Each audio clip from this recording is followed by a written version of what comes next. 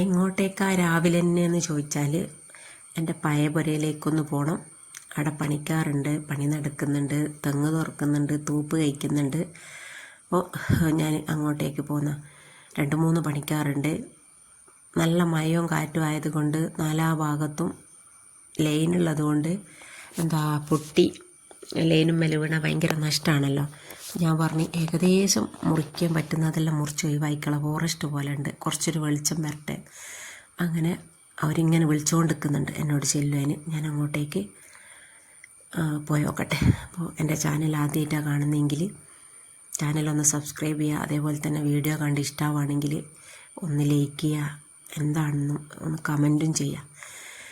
ഞാനിവിടുന്ന് ചായപ്പൊടിയും പഞ്ചാരയും മാത്രമേ കൊണ്ടുവന്നുള്ളൂ, ബാക്കിയെല്ലാം അടുത്തിട്ട് ഉണ്ടാക്കി കൊടുക്കുക.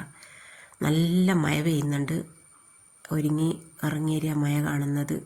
ഇനിയിപ്പോൾ മഴ ചോർന്നിട്ടാൽ പോകാൻ പറ്റും, കുത്തി ഒലിച്ച് പെയ്യുന്നുണ്ട് മഴ. അങ്ങനെ ആ മഴയെല്ലാം കഴിഞ്ഞിട്ട് ഞാനിതാ അങ്ങോട്ടേക്ക് പോകുന്നുണ്ട്. ഞാനവിടെ എത്തുമ്പോഴത്തേക്ക് കുറേ മരം മുറിക്കലും തൂപ്പ് വയ്ക്കലെല്ലാം കഴിഞ്ഞിട്ട് പിന്നെ പെലാവിൻ്റെ തൂപ്പിന് ഒരുപാട് ആവശ്യക്കാരുണ്ടാവും. എല്ലാവരും വന്നിട്ട് തൂപ്പെല്ലാം എടുത്ത് പോകുന്നുണ്ട്. പിന്നെ തൂപ്പ് കഴിക്കുന്നുണ്ട്, ജാതിയുണ്ട്, ഒരുപാട് മരങ്ങളുണ്ട്.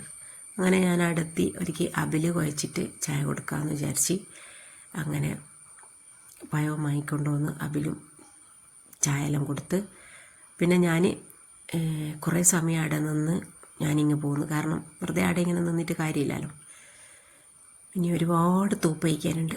അങ്ങനെ ഇവിടെ വന്ന് നിൽക്കുമ്പോഴത്തേക്ക് എൻ്റെ അയൽവാസി എനിക്ക് കുറച്ച് ചക്ക കൊണ്ടുത്തന്നൊക്കെയാണ്. ചക്ക അരിഞ്ഞിട്ടിട്ട് തന്നെയാണ് കൊണ്ടുത്തന്നത്. കുറച്ചല്ല, കുറേ ഉണ്ട്. ഞാൻ വിചാരിച്ച് രാവിലത്തെ ചോറ് ബാക്കിയുണ്ട്, ചക്ക വറുത്തിട്ട് ചോറ് തിന്ന മോനിക്ക് ഫുഡ് വേണ്ട. അങ്ങനെ ഞാൻ ആവി കൊള്ളിച്ചിട്ട് ചക്ക ഉണ്ടാക്കുന്നത്. ആവിമേൽ മഞ്ഞളും മുളകെല്ലാം പെരക്കിയിട്ട് ആവിമേലിട്ട് കഴിഞ്ഞാലും ചക്ക നല്ലോണം വെന്ത് കിട്ടുമെന്ന് പറഞ്ഞിട്ട് ഞാൻ അങ്ങനെ ഒന്ന് പരീക്ഷിച്ച് നോക്കിയതാണ്. പക്ഷേ കുഴപ്പമൊന്നുമില്ല, കുരുവെല്ലാം നല്ലോണം വെന്ത് കിട്ടിക്ക്. അങ്ങനെ ഞാൻ ബാക്കിയുള്ള ചോറെല്ലാം കൂട്ടിയിട്ട് രാത്രിക്കത്തെ പരിപാടി അങ്ങനെ അങ്ങ് കഴിച്ച് രാവിലെ ഇനിയും പോകണം, പണി കഴിഞ്ഞിട്ടില്ല. നാളെയും പിറ്റേന്നും 2-3 പണിക്കാർ പിറ്റേന്നും ഉണ്ട്. അങ്ങനെ പിറ്റേന്ന് ചായ ഉണ്ടാക്കാനൊന്നും നിൽക്കാതെ മുട്ട പുഴുങ്ങി പഴം ചുട്ട് ചായയും കുടിച്ച് ചക്ക ഇന്നും കൂടെ പണിക്കാർക്ക് കൊടുക്കാനുണ്ട്, അത്രക്കും തന്നിക്ക്.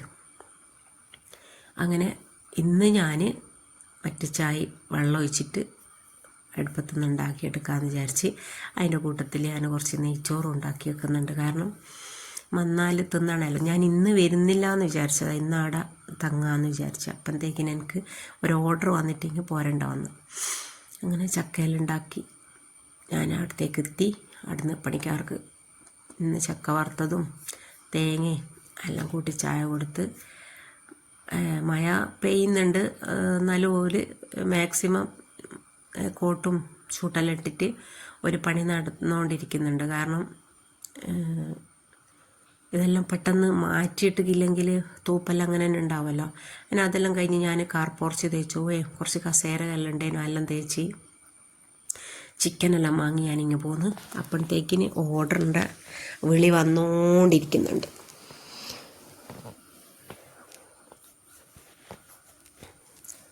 അങ്ങനെ ഇന്ന് കൽത്തപ്പത്തിൻ്റെ പരിപാടിയും അങ്ങനെ അതിനരി ഇറക്കുന്നുണ്ട്, അതിലിടക്ക് ചിക്കൻ കറി ഉണ്ടാക്കുന്നുണ്ട്, അതിലിടക്ക് നിസ്കരിക്കുന്നുണ്ട്.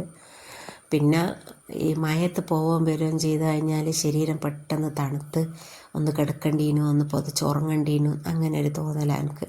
എൻ്റെ ശരീരം പെട്ടെന്ന് ചൂടാവുകയും ചെയ്യും, പെട്ടെന്ന് തണുക്കുകയും ചെയ്യും. പെട്ടെന്ന് തണുക്കുമെന്ന് പറഞ്ഞാൽ പുറത്തെല്ലാം പോയി കഴിഞ്ഞാൽ എന്തോ ഒരു തണുപ്പായിരിക്കും.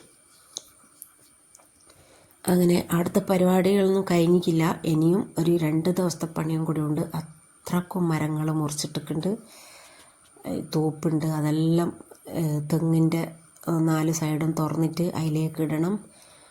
പിന്നെ പറമ്പ് കൊത്തണം, കുറേ പരിപാടികളുണ്ട്. വീടെല്ലാം ഒന്ന് വൃത്തിയാക്കുവാനുണ്ട്.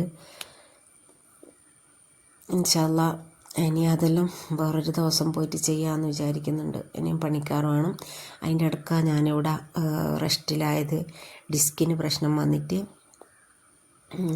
ഒരാഴ്ചയായി എക്സ്റേ എടുത്ത് നോക്കിയിട്ട് ഇങ്ങനെ പ്രശ്നമുണ്ട്, റെസ്റ്റ് എടുക്കണം, എന്നിട്ടൊന്ന് നോക്കിയിട്ട് കുറവില്ലെങ്കിൽ ഒന്ന് MRI എടുത്ത് നോക്കുവാൻ പറയുന്നുണ്ട്.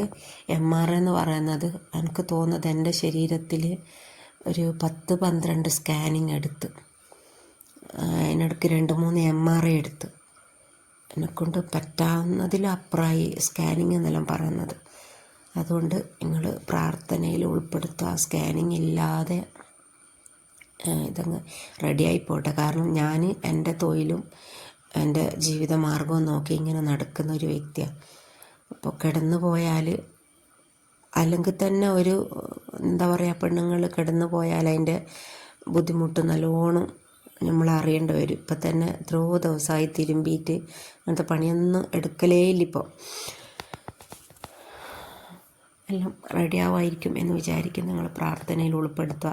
അതേപോലെ തന്നെ ഒന്നും കൂടെ പറയാം, എൻ്റെ വീഡിയോ ഇഷ്ടമായിട്ടുണ്ടെങ്കിൽ ലൈക്ക് ചെയ്യുക, ഷെയർ ചെയ്യുക, സബ്സ്ക്രൈബ് ചെയ്ത് എന്നെ ഒന്ന് സപ്പോർട്ട് ചെയ്യുക. നമുക്കിപ്പം സപ്പോർട്ടീവാണ് വേണ്ടത്. അപ്പോൾ ഇൻഷാ അല്ലാഹ് അടുത്തൊരു വീഡിയോ ആയിട്ട് വീണ്ടും വരാം. അതുവരേക്കും എല്ലാവർക്കും ഒരിക്കൽ കൂടി ടാറ്റാ, ബൈ.